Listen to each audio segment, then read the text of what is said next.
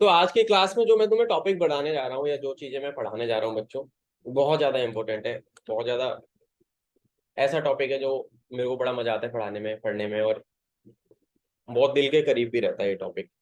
Knowing about the Indian arm forces, चाहे आपकी army हो, चाहे हमारी नेवी हो या एयरफोर्स हो, उन सब के बारे में मैंने पूरा जितना भी दुनिया जहान में कंटेंट है इकट्ठा किया। वेपन सिस्टम्स क्या है, कब बनी, क्या हुआ, कैसे हुआ, क्या फॉर्मेशन होती है, कहाँ कमांड है, कहाँ स्कूल कॉलेज ट्रेनिंग, सब कुछ, each and everything is there in this PDF. तो 26 पेज की पीडीएफ में आपको पूरा का पूरा इंफॉर्मेशन मिल जाएगा इंडियन एयरफोर्स के बारे में। जिस बच्चे की बिल्कुल जीरो नॉलेज भी होगी, वो बच्चा भी आज यहाँ से एकदम चीता बन के निकलेगा एयरफोर्स नॉलेज के मुकाबले की अगर मैं बात करूँ तो। I hope my screen is visible to all of you. सबको मेरी स्क्रीन दिख रही है बच्चों? दिख रही है सबको? एक बार मुझे ऑल राइट। तो स्टार्ट करते हैं। इंडियन एयरफोर्स, जैसे कि हम सब जानते हैं, इंडियन एयरफोर्स को क्या बोलते हैं? भारतीय वायुसेना। भारतीय वायुसेना। ठीक है। दुनिया की चौथी सबसे बड़ी एयरफोर्स। कैसी? Fourth largest in the world.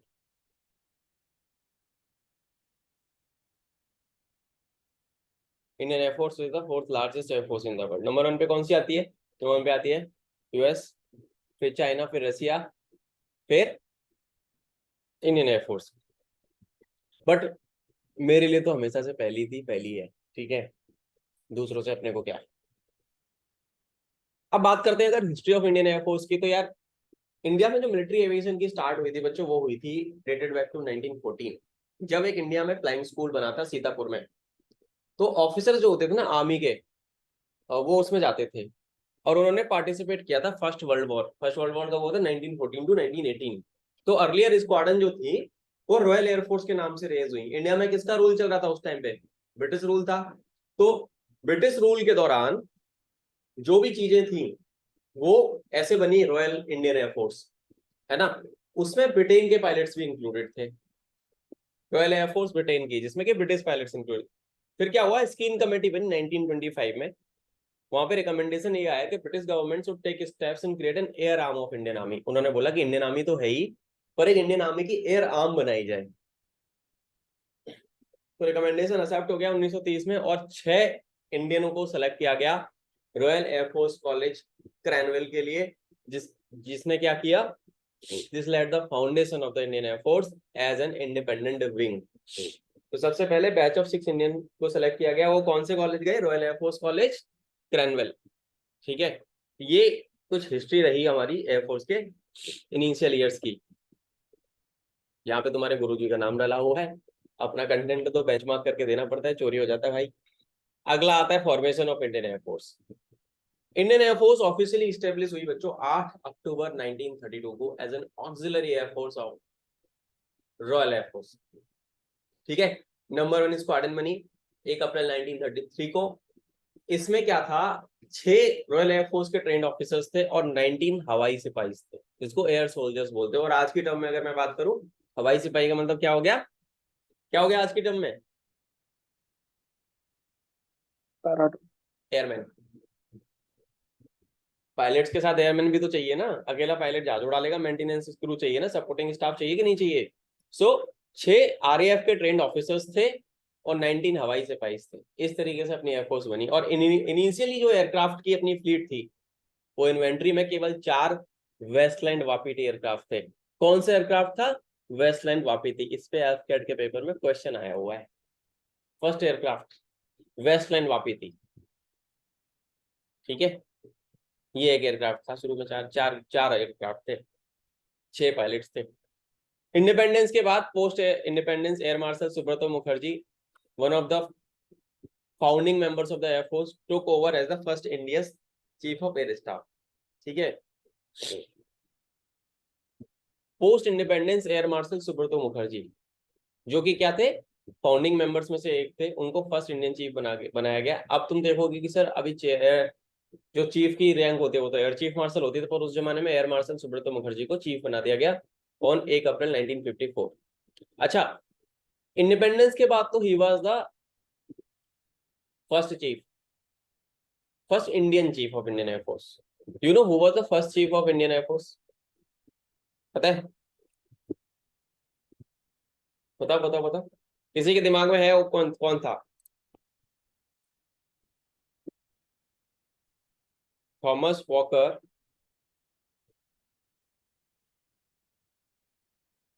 एमस्ट, ठीक है, ये थे सबसे पहले चीफ। ये क्या थे? First chief of Indian air force. First chief of Indian air force कौन कौन थे? अब इस पे भी क्या था? एयर मार्शल, उनकी रैंक क्या थी? Air marshal. अगर आपसे पूछा जाए, क्वेश्चन दो तरीके से आएगा, who was the first chief of Indian Air Force? Air marshal Thomas Walker एमस। ये कब से कब तक थे? 1952 1954 थे ये, ठीक है, क्योंकि फॉर्मेटिव ईयर्स थे उस दौरान। और उसके बाद किसको बनाया गया? Air marshal Subroto Mukherjee. तुम्हें पता है ना सुब्रतो कब होता है? पता है एयरफोर्स सुब्रतो कब कराती है? किस गेम से रिलेटेड है सुब्रतो ट्रॉफी? बताओ। सुब्रतो ट्रॉफी होती है फुटबॉल। यस, क्वेश्चन आया हुआ पेपर में, इन्हीं के नाम पे है, पहले चीफ के, ठीक है। दो तरीके से क्वेश्चन बनेगा। पहला क्वेश्चन बनेगा who was the first chief of Indian Air Force. अगर क्वेश्चन आ रहा है first chief of Indian Air Force, तो थॉमस वॉकर एमस्ट। आ रहा है who was the first Indian chief of IAF post independence, air marshal Subroto Mukherjee. इस तरीके से आप लिख सकते हो। अब इंडियन एयरफोर्स ने क्या किया? बहुत ज्यादा इमेंसली कंट्रीब्यूट किया अपने नेशनल बॉर्डर्स को और स्काईज को सिक्योर करने में। 27 अक्टूबर 1947 पहला कंटिजेंट जो था इंडियन आर्मी का श्रीनगर से उड़ा, और army landed in time and Jammu Kashmir को ट्राइब इन्वेडर, जब देश आजाद हुआ था तो इन्वेडर ने हमला कर दिया था, वहां पे एयरफोर्स के जहाज ने जान बचाई। कौन सा एयरक्राफ्ट था? कोई बच्चा मुझे बताना चाहेगा कौन सा एयरक्राफ्ट था उस दौरान जो कि लेके उड़ा था 1947 में? कौन सा एयरक्राफ्ट था जो वहां पे कश्मीर में ट्रूथ लेके गया था? कोई बच्चा बताओ। शिवांशु क्या हो गया, नहीं पता? ये इतनी वीक नॉलेज है तुम्हारी। ये मेरे इंटरव्यूइंग ऑफिसर ने क्वेश्चन पूछा था मेरे से। तो जो भी बच्चा फौज में जाना चाहता है, whosoever is aspiring to become an फौज का अफसर या एयरफोर्स का अफसर या नेवी का अफसर, तो भैया ये बेसिक नॉलेज आपको पता होनी चाहिए। नहीं पता तो आपकी गिल्ली बना देगा आयु, ठीक है। You should be knowledgeable enough. वह फुद्दू टाइप बन के जाओगे ना तो नहीं होने वाला काम कुछ भी, ठीक है। अब ये चीजें इंटरनेट पे इजीली अवेलेबल है, और तुम इतना अवेलेबिलिटी होने के बावजूद भी अगर नहीं पढ़ रहे तो वो बोलते हैं हमको नहीं चाहिए भैया ऐसे बंदे, हमें ऐसे बंदे चाहिए जो पढ़ाई लिखाई से नाता रिश्ता रखते हैं। कल मेरे स्टेटस पे अगर आप लोगों ने देखा होगा, मैंने एक ऑफिसर की पॉडकास्ट ली थी, मेजर आनंद ठाकुर सर की। उन्होंने खास तौर से बोला था कि फौज में पढ़ाई के बिना सर्वाइवल होगा ही नहीं। जो भी बच्चा ये सोच रहा है ना कि एक दो दिन पढ़ लेता हूँ फिर 4 दिन मस्ती मारेंगे फिर 2 दिन पढ़ लेंगे पेपर तो ऐसे निकला, भैया धोखे में जी रहे हो, ठीक है। बिना पढ़े कुछ नहीं होगा। तो फौज की कोर डोमेन की जो नॉलेज है, सर्विस नॉलेज जो है, वो आपको बेसिक पता होना चाहिए, आर्मी का, नेवी का, एयरफोर्स का, क्योंकि आप इसके अफसर बनने जा रहे हो। ये चीजें तुम्हें पता होनी चाहिए, ठीक है। एयरक्राफ्ट का नाम क्या था? 1947 में जो एयरक्राफ्ट वहां पे लैंड हुआ था अपने इंडियन आर्मी के ट्रूप्स को लेके, उसका नाम था डगलस DC-3 डकोटा, ठीक है, ठीक है भाई। TAKOTA DC-3 Dakota, Douglas, Douglas aircraft पता होना चाहिए, बेसिक नॉलेज है। और इन्होंने लॉजिस्टिकल सपोर्ट बहुत तगड़ा प्रोवाइड किया है, ठीक है ना, इन्फोर्समेंट दिया इंडियन आर्मी को। तो इंडिया चाइना वार हुआ 1960 में, इंडियन एयरफोर्स ने लॉजिस्टिकल सपोर्ट दिया। 1960 के आसपास जब वॉर हुआ, कब हुआ था इंडो चाइना वॉर बताओ? कौन से साल में हुआ था? 62, 62 में हुआ था। एम आई राइट और रॉन्ग? बताओ। Yes sir. India China war कब हुआ? 1962 में। उस दौरान इंडियन एयरफोर्स का एक्शन वाला पार्ट नहीं था, लॉजिस्टिकल सपोर्ट था। और अगर इंडियन एयरफोर्स यूज करते हम तो हमारी कहानी बेटा कुछ और ही होती, ठीक है। तो IAF जो थी वो बहुत इंस्ट्रूमेंटल थी हमारी इंडो पाक वॉर। इंडो पाक वॉर 1965 में हुआ, तुम्हें पता है, उसके कुछ समय बाद 3 साल बाद ही हो गया, इंडिया पाकिस्तान की लड़ाई हो गई।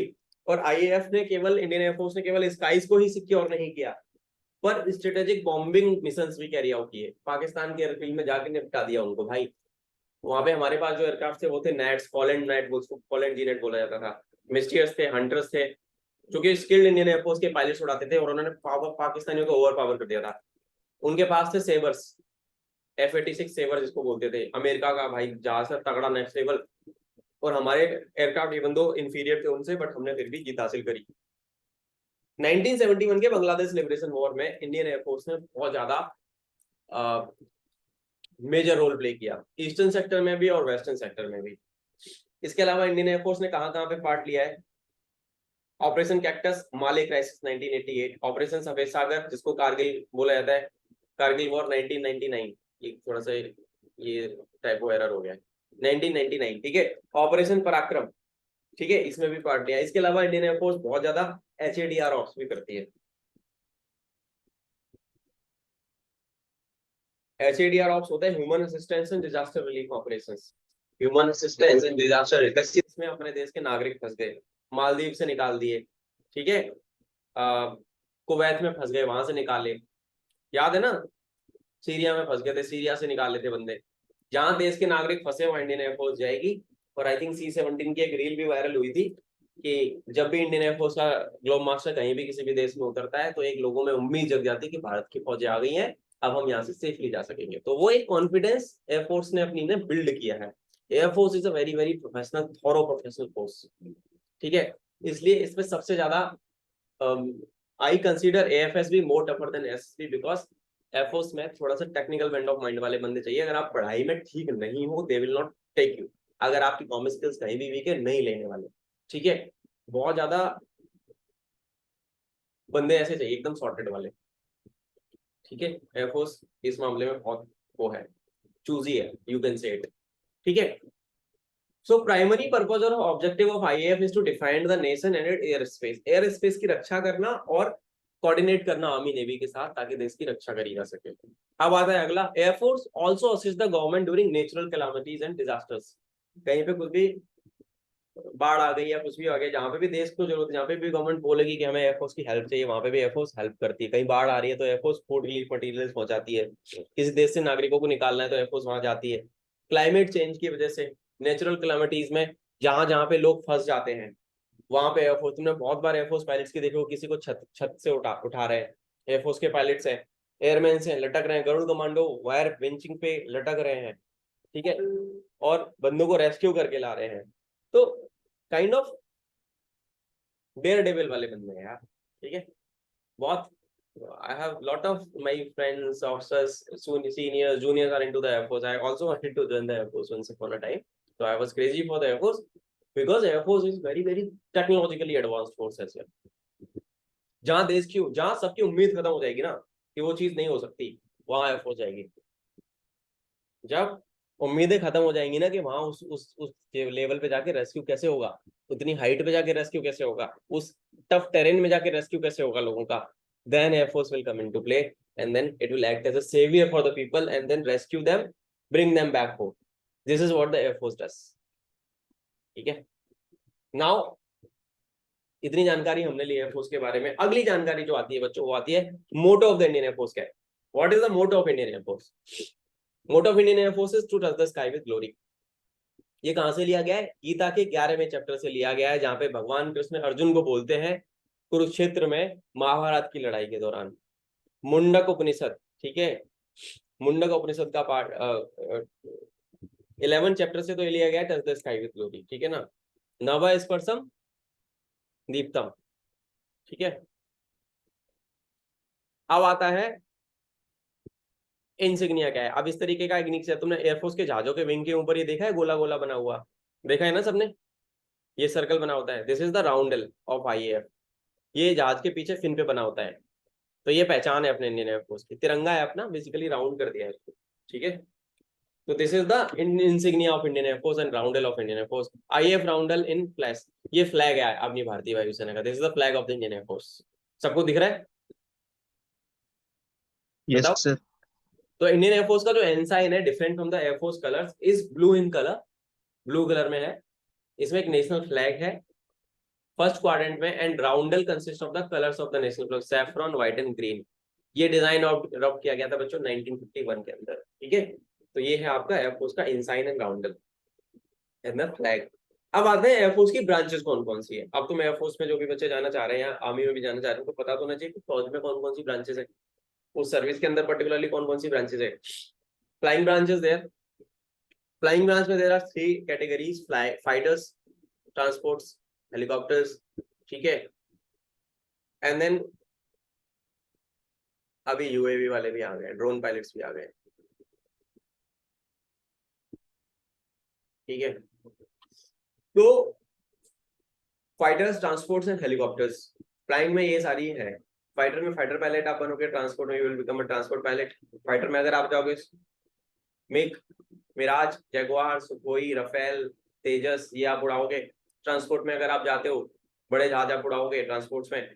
बड़े जहाजों में कौन सा आता है, C-17 ग्लोमास्टर 3, C-130 जे सुपर हर्कुलिस, आपका IL-76, IL-78, एम्ब्ररी RJ, Donear DO-228 और ये सारे जहाज। अभी कौन सा आ रहा है एक नया, एयरबस का एक नया C295। C-295, ठीक है। तो वो वाला उड़ाओगे आप। AN-32 भी है, ठीक है। HS-748 एवरो भी है, एवरो को रिप्लेस करके ही C-295 आ रहा है। तो ये सारे जहाज आप उड़ाओगे। हेलीकॉप्टर्स में अगर आप जाते हो तो आप अपाचे उड़ाओगे, चिनूक उड़ाओगे, A-64 Apache, Chinook CS-47F Chinook, Mi-17 V5 आप उड़ाओगे, Mi-8 उड़ाओगे, चीता उड़ाओगे और ALH उड़ाओगे या रुद्र उड़ाओगे। रुद्र या फिर LCA जिसको प्रचंड भी बोलते हैं। दी ज्यादा एयरक्राफ्ट अभी नीचे और भी बताने वाला हूँ वापस उनके बारे में। तो मोटा मोटी ये उड़ाते हो। ग्राउंड ड्यूटी में 2 तरीके की ब्रांचेस आती हैं। If I am talking about the ground duty tech mechanical, that is my own core branch.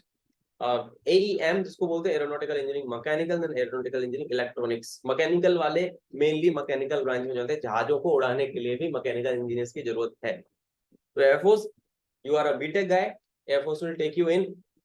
आप बीटेक हो, आपने इंजीनियरिंग किया, आपको मैकेनिकल का पता है, फिर भी एयरफोर्स आपको ट्रेन करती है, पढ़ाती है। They give you a degree, diploma from VIT इन क्या, पोस्ट ग्रेजुएट डिप्लोमा, इसमें एयरक्राफ्ट मेंटेनेंस में और इसमें, ठीक है। और बाकी ECCS IT वालों को भी पोस्ट ग्रेजुएट डिप्लोमा दिया जाता है बाकी सारे सिस्टम्स पे। तो ये एरोनॉटिकल इंजीनियर्स हो गए एयरफोर्स के, जो कि टेक्निकल ब्रांच में आते हैं।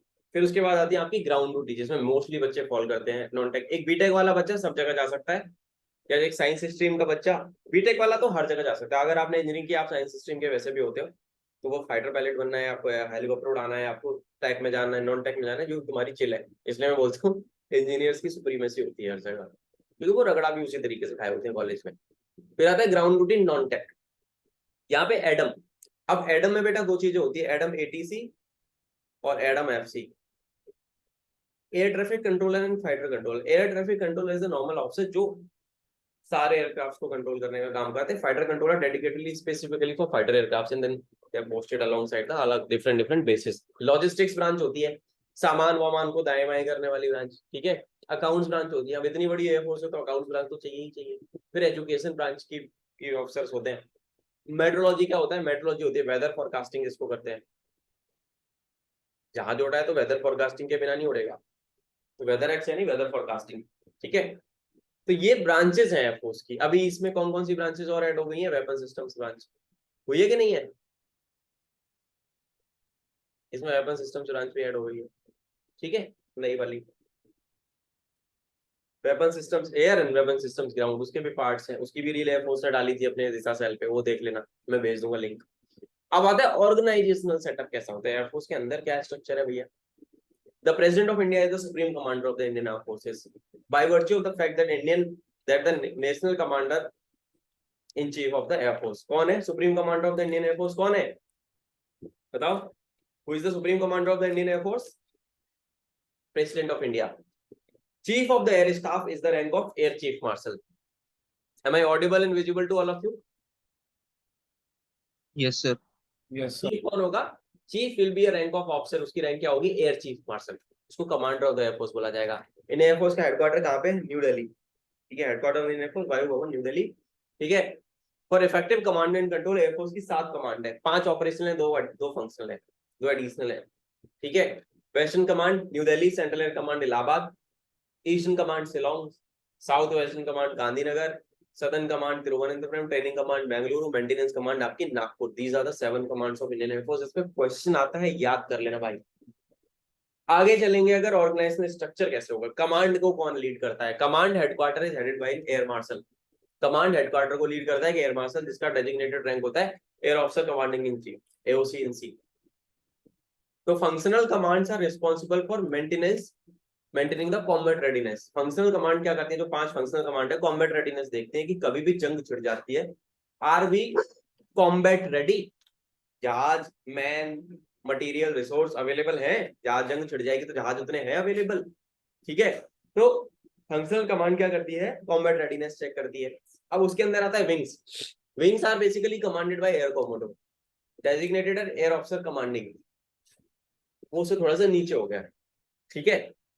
Wings generally consist of 2 to 3 squadrons and helicopter units along with forward base support unit, FBSU जिसको बोलते हैं, ठीक है। फिर आता है station. Within each operational command are anywhere from 9 to 16 bases. एक ऑपरेशनल कमांड के अंदर 9 से 16 बेसेस होते हैं, स्टेशंस होते हैं। स्मॉलर देन विंग्स, स्टेशंस होते हैं विंग से छोटा होता है बट सिमिलरली ऑर्गेनाइज्ड। तो स्टेशंस जो होते हैं वो स्टैटिक यूनिट्स जो कमांड करता है ग्रुप कैप्टन, ठीक है। स्टेशन जो है ग्रुप कैप्टन रैंक का अधिकारी कमांड करता है। फिर आती है स्क्वाड्रन। स्क्वाड्रन जो होती है वो होती है फील्ड यूनिट्स। स्क्वाड्रन क्या होती है, फील्ड यूनिट्स होती है। एंड फॉर्मेशन होती है स्टैटिक लोकेशन से अटैच्ड। एक फाइटर स्क्वाड्रन के अंदर लगभग 18 जहाज होते हैं और स्क्वाड्रन को लीड कौन करता है, commanding officer, commanded by a wing commander, समझे। Transport and helicopter units can also be commanded by an officer with the rank of group captain. Fighters में तो विंग कमांडर ही कमांड करेगा। ट्रांसपोर्ट और हेलीकॉप्टर में group captain rank officer can command. Flights आती है, फिर स्क्वाड्रन के अंदर फ्लाइट्स होती हैं, 2 या 3 सेक्शन होते हैं फ्लाइट के अंदर। स्क्वाड्रन को flights are commanded by squadron leader. Squadron leader is the third rank. Flight flying officer, flight lieutenant, squadron leader. तो 2 या 2 सेक्शन होते हैं एक फ्लाइट के अंदर, उसको कौन करता है, स्क्वाड्रन लीडर, ठीक है। Smallest unit led by section होता है, फिर एक स्मॉलेस्ट यूनिट जो होती है उसको लेड करता है फ्लाइट लेफ्टिनेंट। 2 साल के बाद आप फ्लाइट लेफ्टिनेंट लग जाते हो, equivalent to captain in army and lieutenant in navy. फिर रैंकिंग स्ट्रक्चर देख लो भैया, एयरफोर्स के अफसर बनने का सपना देखते हो तो ये रैंक होती है कुछ। ये फ्लाइंग ऑफिसर की है, ये फ्लाइट लेफ्टिनेंट की है, तो squadron leader, wing commander, 3 steps, बड़ी बड़ी 3 स्टेप, स्क्वाड्रन लीडर में 2 स्टेप बड़ी और एक बीच में पतली, ग्रुप कैप्टन में 4 मोटी मोटी स्टेप्स, एयर कमांडर में एक बड़ी चौड़ी सी पट्टी, इसमें एक स्टेप एक चौड़ी पट्टी। इस तरीके से air vice marshal, air chief marshal and then marshal of the air force. तो ये होती है शोल्डर की रैंक, ये होती है स्लीव रैंक और ये होती है इसकी नाम। ये हो गए कमीशन ऑफिसर जो मैंने अभी बताया, ठीक है। Air chief martial, air marshal, air vice marshal, air commander, group captain, wing commander, squadron leader, flight captain, flying officer, ये ऑर्डर रहता है बट अप टू डाउन। अब एक क्वेश्चन जो पेपर में बनेगा that is very very important, इसको सब बच्चे याद रखेंगे। Marshal of the Indian air force कौन होता है, marshal of the Indian air force is 5 star rank officer, highest rank attainable by an Indian air force officer. ये होता है मार्शल ऑफ, ये एक सेरेमोनियल रैंक है जो हर किसी को नहीं मिलती, केवल एक ही एयर मार्शल हुआ है, air marshal Arjan Singh, distinguished flying cross उनको मिला हुआ है क्वीन से। Only Indian air force officer to be promoted to this rank. उनके नाम पे एक एयरबेस भी है, क्या नाम है उस एयरबेस का, एयरफोर्स स्टेशन पानागढ़। पानागढ़ कहाँ पे है बताओ, वेस्ट बंगाल में, और इसका नाम कर दिया गया एयरफोर्स स्टेशन अर्जन सिंह। ये क्वेश्चन एफ कैट के पेपर में पूछा गया था, आया था, ठीक है। एयरफोर्स स्टेशन पानागढ़ का नाम जो कि वेस्ट बंगाल में आता है, एयरफोर्स स्टेशन अर्जन सिंह कर दिया गया। यहाँ पे ट्रांसपोर्ट स्क्वाड्रन है, वहाँ पे एयरक्राफ्ट कौन सा, C-130J, हरकुलिस एयरक्राफ्ट है यहाँ पे। ये क्वेश्चन आते हैं पेपर में, याद रखना। Only single officer in air force who is a 5 star rank officer. Air chief marshal is a 4 star officer. Air chief marshal या chief of the air staff जिसको बोलते हैं। Marshal of the air force 5 star, ठीक है बच्चों। तो ये होती है आपकी स्ट्रक्चरिंग फॉर्मेशन। तो ये यहाँ से इतने क्वेश्चंस बीच बीच में जो मैंने निकाले पेपर में सब आते हैं। अब आगे चलते हैं, वी गॉट 5 मोर मिनट्स, उसके बाद लिंक ब्रेक हो जाएगा, आप लोग सब रिज्वाइन करोगे यहाँ पे और ये भी रिकॉर्ड होगा, ठीक है। अब आते हैं बच्चों जेसीओस की तरफ। अब तुमने बोला सर कमीशन ऑफिसर्स तो आपने बता दिया, अब जूनियर कमीशन ऑफिसर्स बना दो, एयरमैन को बता दो। तो जेसीओस बेटा होते हैं, सबसे होता है जूनियर वारंट ऑफिसर। जो बच्चे फौज के बैकग्राउंड से उन्हें पता होगा। फिर होता है वारंट ऑफिसर, फिर होता है मास्टर वारंट ऑफिसर, ठीक है, जेसीओज होते हैं। ओके, देन आपके आते हैं जब बंदा नया नया ज्वाइन करता है तो वो एयरक्राफ्ट्समैन बनता है। फिर उसके बाद उसका प्रमोशन होता है, वो लीडिंग एयरक्राफ्ट एलएसी बन जाता है, फिर वो कॉर्पोरल बन जाता है, ठीक है, और फिर वो बन जाता है क्या, सार्जेंट। फिर सार्जेंट के बाद अगर प्रमोशन होगा तो जेडब्ल्यू बनेगा। ऐसे करते करते ये एयरमैन, एयरमैन की रैंक है, ठीक है, एनलिस्टेड रैंक जिसको बोलते हैं। आगे अगर मैं चलूं इन्वेंट्री ऑफ द एयरफोर्स, तो यहाँ पे हम पढ़ने वाले मेनली एयरफोर्स के जहाजों के बारे में। यहां तक किसी के मन में कोई सवाल है तो बताओ मुझे। Any queries? ठीक है, इंडियन एयरफोर्स पार्ट 1 यहाँ तक है। अब मैं बता देता हूँ फाइट इन्वेंट्री क्या है। Multi role fighters and strike aircraft कौन कौन से? सबसे पहले आता है Su-30 MKI, Sukhoi 30 MKI, designed by Russia, made in Russia, under TOT transfer technology के माध्यम से एचएएल बनाता है नासिक के अंदर। 272 जहाजों का ऑर्डर था, ठीक है। Twin seater twin engine multi role fighter Russian origin का है, 8000 kg एक्सटर्नल आर्मामेंट लेके जा सकता है, medium range guided air to air missiles लेके जा सकता है। अभी पूरे के पूरी Sukhoi squadrons are BrahMos ready, BrahMos भी फिट हो जाती है इसके नीचे। Max speed is mach 2.35, 2500 kilometre per hour, Su-30 MKI। फिर आता है माइकोयान गुरेविच मिग, इसको बोलते हैं मिग 29, ठीक है। इसका हिंदी नाम अगर मैं बताऊं, पेपर में ये भी पूछा जाता है एयरक्राफ्ट का हिंदी नाम बता दो। बाज, बाज बोलते हैं इसको, यहाँ पे मैंने लिख भी रखा है, Hindi for hawk. It is a dedicated air superiority fighter and constitute second line of defence after Su-30 MKI।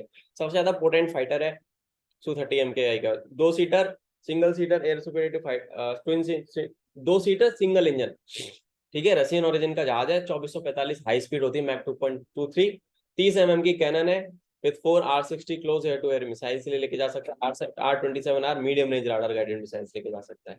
उसके बाद आता है डसॉल्ट मिराज 2000, फ्रेंच ओरिजिन का एयरक्राफ्ट है, single engine delta wing, French single engine delta wing aircraft. किसी ने मौसम movie देखी शाहिद कपूर की, उसमें मौसम में यही उड़ाता है वो, ठीक है। तो this aircraft is love, we call it Vajra, Sanskrit for thunderbolt, Vajra बोलते हैं इसको, हिंदी नाम पूछा जाता है बहुत बार एयरक्राफ्ट का, एयरक्राफ्ट में 3 नंबर मिलते हैं भाई, तो याद रख लो। तो इसका नाम है Vajra. It is being made by Dassault aviation, जिसने रफेल बनाया है, सेम कंपनी।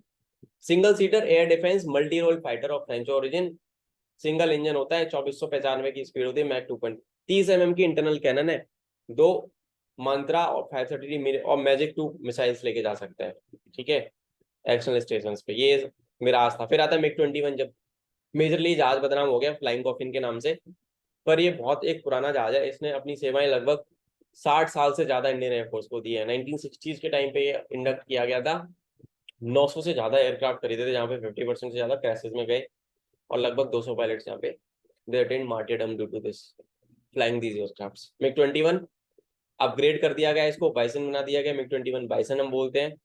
टाइप 77 76 थे जो कि फेज आउट हो चुके हैं, टाइप 95 96 अभी उड़ रहा है।